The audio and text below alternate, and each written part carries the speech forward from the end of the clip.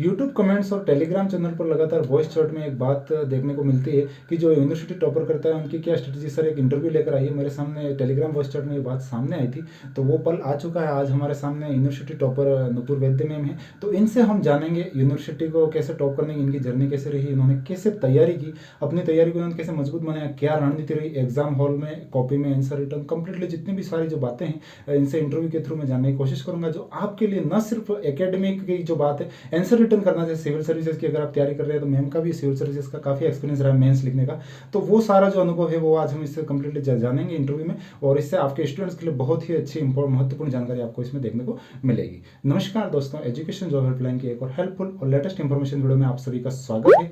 तो साथियों, आज हमारे साथ हैं नुपुर वैद्य मैम। नुपुर वैद्य मैम, आपका स्वागत है। तो साथियों, मैं आपको बता देना चाहता हूँ नुपुर वैद्य मैम यूनिवर्सिटी टॉपर रहे हुए हैं और ये गोल्ड मेडलिस्ट भी हैं। तो गोल्ड मेडलिस्ट और यूनिवर्सिटी टॉपर की अगर हम बात करें तो यूनिवर्सिटी टॉपर का मतलब ये होता है सभी संकायों में सबसे ज़्यादा नंबर लाने वाला जो कैंडिडेट होता है उसको यूनिवर्सिटी टॉपर बोला जाता है। और गोल्ड मेडलिस्ट की अगर हम बात करें तो जो अपने संकाय में जो टॉपर आता है उसको गोल्ड मेडलिस्ट बोला जाता है। तो जो नुपुर वैद्य मैम है ये यूनिवर्सिटी टॉपर रहे हुए, मतलब इन्होंने सभी संकायों में टॉप किया है, तो निश्चिंत ही इनकी जो रणनीति है वो आपके लिए लाभकारी और आपके लिए हितकारी रहेगी। तो नुपुर वैद्य मैम, आपका नॉर्मल इंट्रो, जो आपका जर्नी का क्या सफर रहा, थोड़ा सा जानकारी आपकी बताएगा। सर, प्रथम तो समस्त विद्यार्थियों और जो भी दर्शक देख रहे हैं उन्हें मेरा नमस्कार।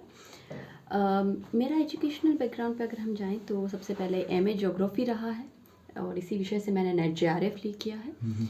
इसके अतिरिक्त MA sociology and MA in education भी हूँ मैं।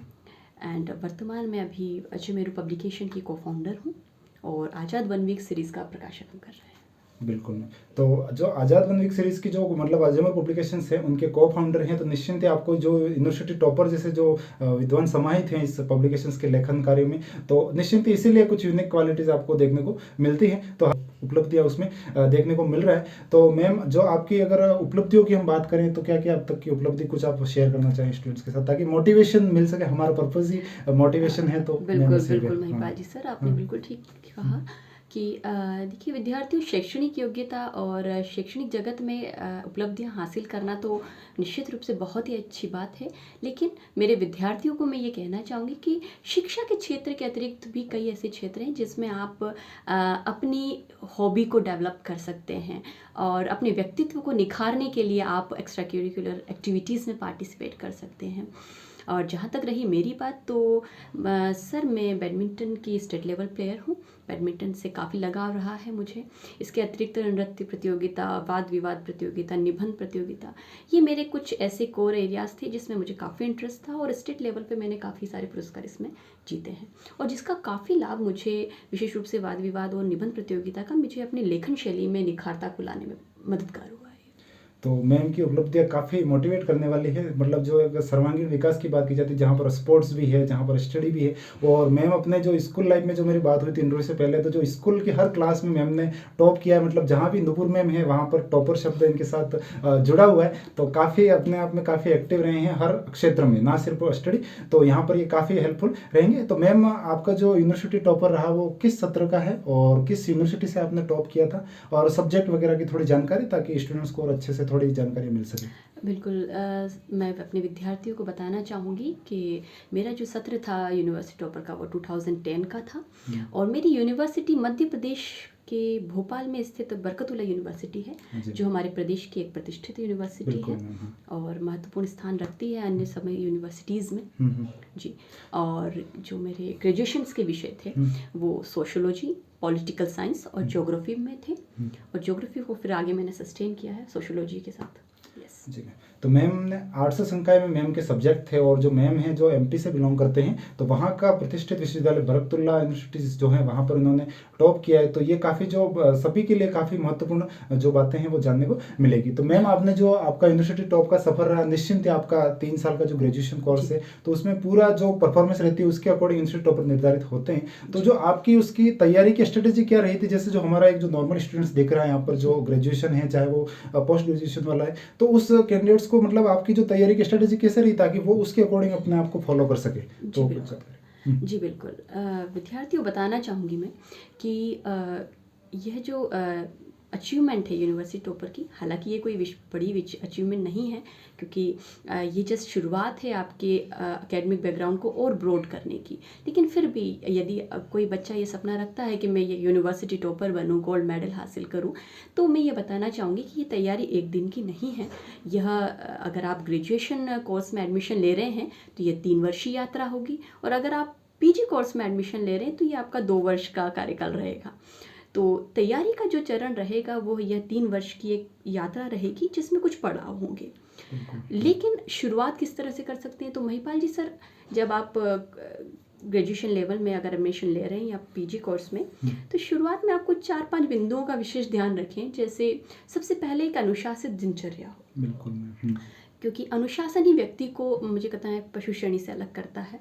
और अनुशासन में सर्वप्रथम आपकी दिनचर्या को आप कुछ हिस्सों में विभाजित करें, जिसमें भोजन जो हमारी डाइट है वो संतुलित हो। हेल्थ आ गया। Yes, it's health. आपकी हेल्थ इज़ वेल्थ, जैसा कि कहा जाता है। और इसके अलावा नींद, आप 7 से 8 घंटे की नींद अवश्य लें। ये बहुत अवश्यंभावी आपकी प्रॉपर हेल्थ के लिए। तीसरा मैं बिंदु रखूँगी व्यायाम का। बिल्कुल। व्यायाम में आप कोई स्पोर्ट्स एक्टिविटी रख सकते हैं, या फिर आप कोई योगा या प्राणायाम जैसे चीज़ें भी आप कर सकते हो, जो आपको पसंद हो और जिसे आप नियमित कर सकें। इसके बाद लास्ट एंड मोस्ट इम्पॉर्टेंट चीज़ जो मैं बताना चाहूँगी, हमारी जो यूथ जनरेशन है उनके लिए संगत।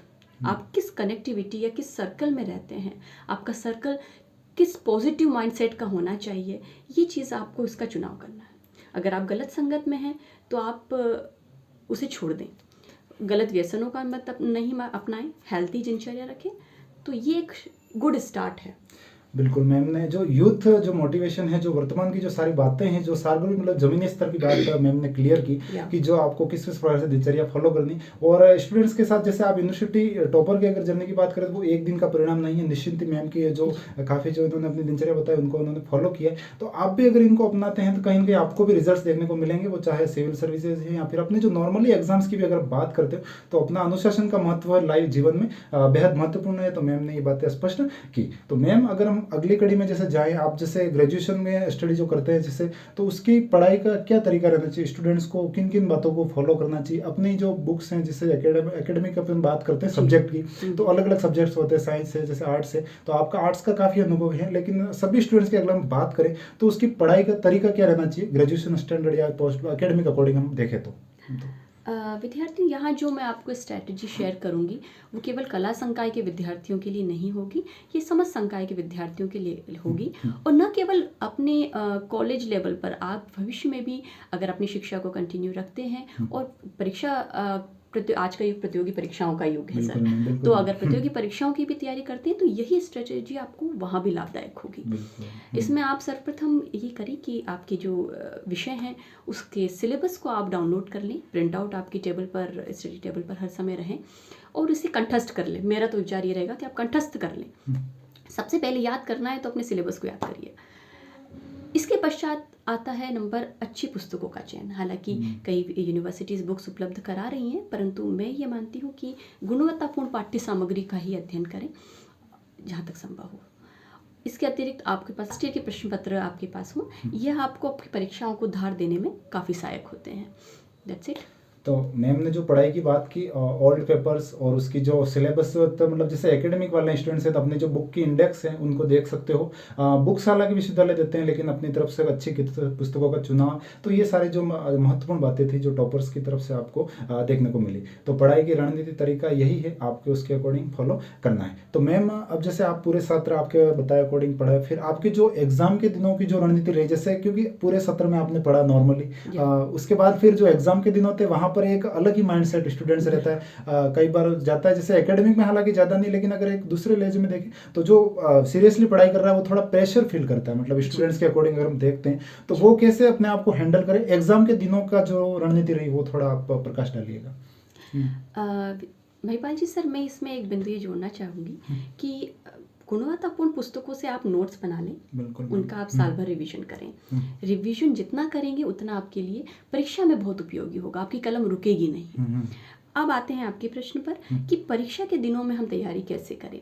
तो परीक्षा के दिनों से मेरा तात्पर्य मैं यहाँ ले रही हूँ कि जब टाइम टेबल इशू हो जाता है, बिल्कुल मैम। आपको पता है कि किस दिनांक को मेरा कितना पेपर, कौन कौन से पेपर्स हैं और उनके बीच में मुझे कितना गैप मिल रहा है। तो विद्यार्थियों, सर्वप्रथम आप हमने जो नोट्स बनाए हैं वो हमने थोड़े विस्तृत बनाए होंगे।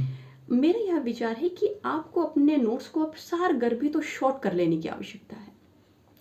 जैसे आपने किसी विषय के 100 पृष्ठ के नोट्स बनाए या 100 कॉपी का एक आपने नोट्स तैयार किया, बिल्कुल वो 100 कॉपी का नोट्स आपको 10 पेज में आ जाना चाहिए। बिल्कुल शॉर्ट नोट्स आपको One कंप्लीट time कर ले, मतलब, ताकि आपने किसी विषय पर 100 पेज की एक कॉपी का नोट्स रेडी किया है तो परीक्षा के दिनों के लिए आप टू द पॉइंट आप शॉर्ट नोट्स तैयार कर लें, ताकि परीक्षा से एक दिन पहले भी आप उसका क्विक रिवीजन करें। भारतीय विशेष रूप से 2 चीज़ों को अपनी जीवन शैली में ढालने का प्रयास करें। जितने भी घंटे की आपकी एग्ज़ाम है, चाहे वो 2 घंटा है या 3 घंटे है, सिटिंग मैनेजमेंट बनाएं। सिटिंग पोस्चर आप अपना बैठने की आदत डालें और लिखने का अभ्यास करें। कोई भी रैंडम प्रश्न लिया और उसे उस कलम चलाएं अपनी। कई बार ऐसा होता है विद्यार्थियों के एग्ज़ाम हॉल्स में हाथ दुखने लगते हैं, उनकी कलम नहीं चल पाती है। तो ये चीज़ें आपको ना फेस करने पड़े, इसके लिए बेहतर है कि आप पूर्व में ही लिखने का अभ्यास करें। कुछ 2-3 प्रश्न 30 शब्दों के लिख के देख लें, कुछ 200 शब्दों के और कुछ 500 शब्दों के प्रश्न देखें, ताकि आप एक आदतन आप में एक परीक्षा का वातावरण निर्मित हो जाए। बिल्कुल। तो यूनिवर्सिटी टॉपर जो है नोट्स के अपने आपको वन टाइम जो है नोट्स तैयार करने हैं, आपको शॉर्ट में अपने कोडिंग के अकॉर्डिंग अपनी अपनी स्ट्रेटेजी अलग है। मैम की स्ट्रेटेजी में नोट्स का बहुत महत्वपूर्ण है। तो आप एकेडमिक है, कंपटीशन है, तो नोट्स की जो महत्वता है वो इससे का हो रही। अब मैम जैसे एग्जाम की आपने तैयारियां हो गई, अब अगर एग्जाम हॉल में स्टूडेंट्स जा रहा है तो वहाँ पर अगर आप कुछ जो महत्वपूर्ण बातें जो किस किस को थोड़ा ध्यान रखें और के आंसर रिटर्न की क्या बात थोड़ी आप बताना चाहें, शेयर कीजिए स्टूडेंट्स। यहाँ पर 2 स्टेज हैं, एक तो परीक्षा हॉल में पहुँचने के पश्चात और उससे पूर्व। विद्यार्थियों को 1-2 पॉइंट्स हैं। सबसे पहले तो अपना एडमिट कार्ड आप जब भी निकालें उसे पूरा पढ़ें। फ़ोटो ठीक है, आपका ही फ़ोटो है, जो सिग्नेचर है वो आप ही के हैं। समस्त निर्देशों को आप ध्यान से पढ़ें, रोल नंबर देख लें, कोरोना प्रोटोकॉल्स को भी समावेशित कर लें। हाँ, बिल्कुल। लाइक मास्क है, सैनिटाइज़र है, ठीक है। स्टेशनरी में आप अपना एक पाउच रेडी कर लें जिसमें आपका एडमिट कार्ड हो, जो भी आपका आईडी प्रूफ हो वो कंप्लीट हो। पेन्स का चयन, भाई एग्जाम हॉल में आप जिस पेन से लिखने वाले हैं उसका कलर और उसकी संख्या का निर्धारण पहले से कर लें। 3 से 4 पेन आपके पास निश्चित रूप से होने चाहिए और एक वाटर बॉटल। ये आपका एक किट बन गया है, आपको इसके साथ ही जाना है। परीक्षा हॉल में आप जब पहुंचते हैं तो अपनी बैठने की व्यवस्था देख लें। कॉपी में आप रोल नंबर एक्सेट्रा जो भी आपकी पूर्ति करनी है हमारी कॉपी में, उसे आप इन्विजिलेटर की सहायता से पूर्ण कर लें। उसमें किसी प्रकार की जल्दबाजी ना करें, धैर्यपूर्वक उसे कंप्लीट कर लीजिए। That's it. तो मैम ने एग्जाम हॉल की जो सारी बातें बताई तो काफ़ी जो महत्वपूर्ण बातें, क्योंकि वहाँ पर एग्जाम हॉल में अगर कुछ आपकी कमी है तो फिर आप तनाव में आ जाते हैं, कहीं ना कहीं आपका माइंड है थोड़ा डाइवर्ट होगा, उसको अपसेट होगा, तो उसका जो रिजल्ट हमारे जो आंसर रिटर्न है उस पर देखने को मिले। एग्जाम हॉल के बाद जैसे ही स्टूडेंट के हाथ में जब पेपर आता है तो उस पेपर को कैसे मैनेजमेंट करें, उसके बारे में मैम आपके सुझाव। महिपाल जी सर, मैं बच्चों को काफ़ी ऑब्जर्व करती हूँ और एग्ज़ाम हॉल में आमतौर पे बच्चा जैसे ही पेपर आया और बस फर्स्ट क्वेश्चन चलिए शुरुआत हो जाती है। तो विद्यार्थियों को मेरा ये सुझाव रहेगा कि आप प्रश्न पत्र जैसे ही आपके सामने आए, आप 1 से 2 मिनट का पॉज लीजिए। प्रश्न पत्र के समस्त निर्देशों को पढ़ें आप, 1 से 2 बार पढ़ें, समझ ना आए तो कोई पॉइंट अगर क्लियर नहीं है तो आप इन्विजिलेटर से पूछ सकते हैं। इसके अतिरिक्त चूँकि आज हम वीडियो व्योमयो पर बना रहे हैं, व्योमयो की परीक्षा पद्धति इस समय इस प्रकार की है कि आंतरिक विकल्प आपके पास उपलब्ध होते हैं। जहाँ पर आंतरिक विकल्प अगर प्रश्नों नंबर दिए हैं तो आप समस्त प्रश्नों को ठीक से पढ़ें और उन प्रश्नों में से उन्हीं प्रश्नों का चुनाव करें जिस पर आप बेहतरीन उत्तर दे सकते हैं, संपूर्ण उत्तर दे सकते हैं। और जब उनका प्रस्तुतिकरण का क्रम भी आप उस पर हम आगे चर्चा करेंगे, तो यहाँ आप प्रश्न पत्र की एक रणनीति बना लें कि मुझे किन प्रश्नों का चयन करना है और किन प्रश्नों का मुझे उत्तर देना है। तो बिल्कुल मैम ने जो आपको जो एग्जाम में जा रहे हैं आपको जो भी ऑप्शन मिल रहे हैं उसके अकॉर्डिंग जिसमें आपकी बेस्ट परफॉर्मेंस आ सके उसके अकॉर्डिंग आपको अपने क्वेश्चंस का चूज करना है और आगे की ओर रणनीति बढ़ सकते हैं। तो मैम जैसे आपने कहा क्वेश्चन चूज तक की बात हो गई, उसके बाद अगर हम उत्तर प्रस्तुतिकरण की बात करें, जो कमेंट्स में भी लगातार स्टूडेंट्स के यही क्वेश्चन है कि हमारे उत्तर के प्रस्तुतिकरण का क्या तरीका रहना चाहिए, तो उसके बारे में मैम एक यूनिवर्सिटी टॉपर के क्या स्ट्रेटेजी है, क्या रणनीति है कि उत्तर का प्रस्तुतिकरण इतना बखूबी होता है कि वहाँ पर वो पूरे के पूरे मार्क्स लेकर आगे बढ़ता है, बताएं। व्योमयू की जो परीक्षा पद्धति के अनुसार अभी 30 शब्द के प्रश्न और 200 शब्द के प्रश्न आ रहे हैं। तो मैं जो उत्तर प्रस्तुतिकरण है मेरा इसी पर फोकस रहेगा, इसी पद्धति पर। विद्यार्थियों 30 शब्द के जो प्रश्न आपके आते हैं, जिन प्रश्नों का आपने चुनाव किया है उनका क्रम लिखने का आप इस प्रकार से रखें कि जो प्रश्न सबसे अच्छा आता है उसे ही सर्वप्रथम लिखें। इसमें आपको किसी प्रकार के क्रम को फॉलो करने की आवश्यकता नहीं है कि एक प्रश्न नंबर का है तो मुझे पहले यही करना है, नहीं। आप चौथे नंबर का प्रश्न अगर आपको बेहतर आता है तो आप वो पहले लिख सकते हैं। अब निर्देशों में स्पष्ट लिखा होता है कि आप 30 शब्द के प्रश्न का उत्तर एक शब्द में, एक पंक्ति में या 30 शब्द में दे सकते हैं। परंतु मेरा व्यक्तिगत यह सुझाव रहेगा हमारे विद्यार्थियों को कि 30 शब्द के प्रश्न को आप 2 से 3 लाइन में अवश्य लिखें। जैसे प्रश्न है कि हल्दी घाटी का युद्ध कब हुआ था, तो हम यहाँ पर वर्ष तो दें ही, साथ साथ हम ये भी विवरण दें कि युद्ध किन राजाओं के मध्य हुआ और उसका परिणाम क्या रहा, कौन विजय रहा, कौन किसकी पराजय हुई। तो ये आपके उत्तर को संपूर्णता देता है। और ये जो परीक्षा जो नियंत्रक है या जांच करता है जो आपके प्रश्न अपने कॉपीज को चेक करेगा, कॉपी चेकर पर एक बहुत ही सकारात्मक प्रभाव डालता है। ये आपके इंप्रेशन को क्रिएट करता है और first impression is the last impression. तो ये 30 शब्द के प्रश्नों की बात हुई। अब आते हैं 200 शब्द के प्रश्न की बात। तो देखिए यहाँ आपका रेंज थोड़ा बढ़ जाता है। आपने प्रश्नों का चुनाव किया और आपने एक प्रश्न सिलेक्ट किया कि मैं ये प्रश्न करूँगा। प्रश्नों को स्टार्ट करने से पहले कुछ पॉइंट्स आप बना सकते हैं कि मैं प्रश्न की शुरुआत किस प्रकार से करूँगा, बीच में कौन सा पार्ट रखूँगा और मैं एक प्यारा सा निष्कर्ष, शानदार निष्कर्ष, सकारात्मकता लिया हुआ होना चाहिए। ये तो हो गया आपका प्रश्न का खाका। अंदर आप 1 से 2 लाइन में एक सकारात्मक शुरुआत के साथ दें। जहाँ पॉइंट्स बन सकते हैं वहाँ पॉइंट्स अवश्य दें। डायग्राम की अगर आवश्यकता लग रही है, विशेष रूप से ज्योग्राफी और जो साइंस बैकग्राउंड के मेरे विद्यार्थी हैं उनसे मैं कहना चाहूँगी जहाँ भी डायग्राम की आवश्यकता लगे अवश्य बनाइए, अवश्य बनाएं, क्योंकि शब्दों से अच्छा विवरण आप चित्र में दे सकते हैं। तो जहाँ पर डायग्राम या पाई चार्ट्स जो बनते हैं, हमारे फ्लो चार्ट्स बनते हैं, उनका प्रयोग अधिकाधिक करें। और राइटिंग में जिन विद्यार्थियों की राइटिंग अच्छी है उनको शुभकामनाएं, परंतु जिनकी नहीं भी है उन्हें निराश होने की आवश्यकता नहीं है। आप ओवर राइटिंग से बचें, शब्द आपके क्लियर हो, उनमें स्पेस बराबर हो। बिल्कुल निश्चित रूप से आपको इससे कोई हानि नहीं होगी अगर आपकी राइटिंग इतनी व्यवस्थित ना भी हो तो। तो बिल्कुल मैम ने जो काफ़ी जो स्टूडेंट्स की कंप्लेन रहती है हैंड राइटिंग को लेकर भी रहती है, तो वो सारी बातें बताई। तो आपको वहाँ पर जो क्वेश्चंस है उसके साथ कैसे डीलिंग की कंप्लीट बात की मैम ने, तो काफ़ी महत्वपूर्ण और सारगर्भित जानकारियाँ हमें इसमें मिली। हालांकि मैम ने जो एग्जाम हॉल में आपके जो उत्तर का प्रस्तुतिकरण है उसके बारे में मौखिकली काफ़ी अच्छे सुझाव दिए, लेकिन मेरा मैम से निवेदन रहेगा कि आपकी जो यूनिवर्सिटी टॉपर के आंसर रिटर्न है उसके क्या टिप्स सुझाव हैं, एक डेमो वीडियो भी जरूर तैयार करें ताकि मैं स्टूडेंट्स को चैनल पर उपलब्ध करवाऊंगा तो उन सभी को लाभ मिल सके। जी बिल्कुल महिपाल जी, क्यों नहीं।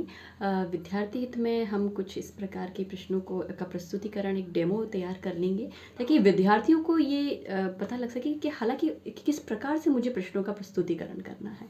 तो आई थिंक ये काफ़ी हेल्पफुल होने वाला है बच्चों के लिए। बिल्कुल हम इस दिशा में प्रयास करेंगे। तो बिल्कुल आज के इस वीडियो में हमने जो यूनिवर्सिटी टॉपर्स की जो रणनीति थी वो सारी बातें हम समझे और आपके लिए भी ये वीडियो काफ़ी हेल्पफुल रहेगा, ऐसी हम आशा करते हैं। तो नुपुर मैम आपका भी बहुत बहुत शुक्रिया जो आपने अपने जो जर्नी थी जो यूनिवर्सिटी टॉपर से लेकर अब तक की जो महत्वपूर्ण आपके सुझाव थे वो स्टूडेंट्स के साथ शेयर किए। तो हम आशा करते हैं निश्चिंत आप सभी के लिए बहुत ही हेल्पफुल और आपके लिए महत्वपूर्ण रहेंगे। और एजुकेशन जॉब हेल्पलाइन निरंतर इस प्रकार की जो स्टूडेंट्स हितों की जो पहल है वो लगातार करता रहेगा।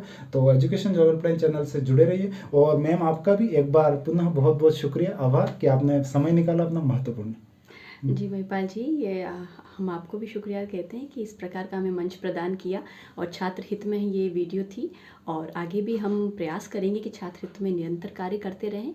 मैं अपने समस्त विद्यार्थियों को भी परीक्षाओं के लिए और उनके स्वर्णिम भविष्य के लिए शुभकामनाएं देती हूँ। All the best to all my students and sir specially आपको भी धन्यवाद इस मंच को देने के लिए।